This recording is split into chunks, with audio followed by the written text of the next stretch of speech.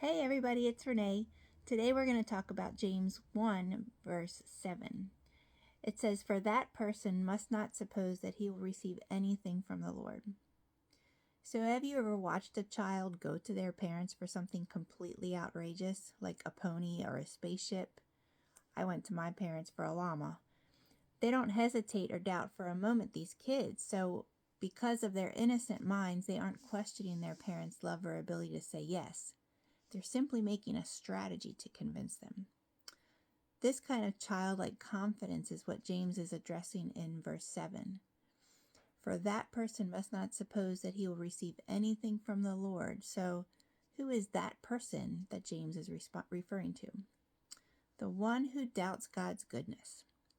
The one who prays but doesn't genuinely expect an answer. The one who approaches God with a servant mindset rather than a son mindset. James draws a distinct line between these two. The first is a servant's mindset characterized by a hesitant approach to God. This mindset is marked by uncertainty regarding God's love and willingness to help. Individuals with a servant mindset often feel that they must earn God's favor before expecting anything in return.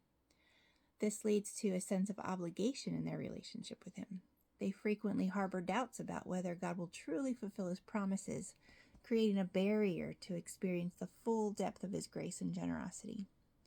But a son's mindset is characterized by a deep understanding that their Father delights in blessing them. As God fulfills a promise, we grow in confidence that He'll fulfill others if we ask with the right attitude. This mindset fosters a sense of security and confidence as individuals recognize that God's promises are firm and unshakable. With this assurance, we can approach God with boldness, fully aware of our identity as cherished members of His family. This perspective allows us to seek His guidance and provision without hesitation, knowing that we are loved and valued in His eyes. Jesus said this too in Matthew chapter 7, verses 9 through 11. He says, "Which one of you, if his son asks for bread, will give him a stone? Or if he asks for a fish, will give him a serpent? If you then, who are evil, know how to give good gifts to your children, how much more will your Father who is in heaven give good things to those who ask Him?" In essence, God is not stingy, nor is He withholding good things from you. So imagine stepping into a store where the only accepted currency is faith.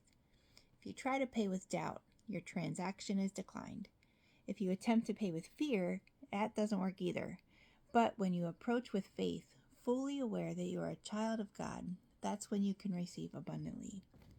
James isn't suggesting that God doesn't want to bless you. Instead, he points out that without faith, you won't be in a position to receive those blessings.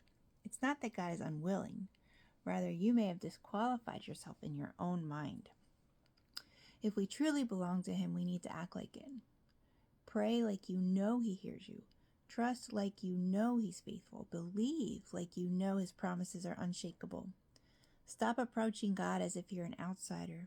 You are His beloved child, and He loves to answer His kids. So the next time you bring a request to Him, do so with confidence. When you understand who you are in Christ, you won't hesitate to ask your Father for that need. Embrace the truth that you are cherished and equipped to receive from a generous and loving God. So think about this today. How does the idea that a doubter should not expect anything from the Lord challenge you? Are you one? See you later.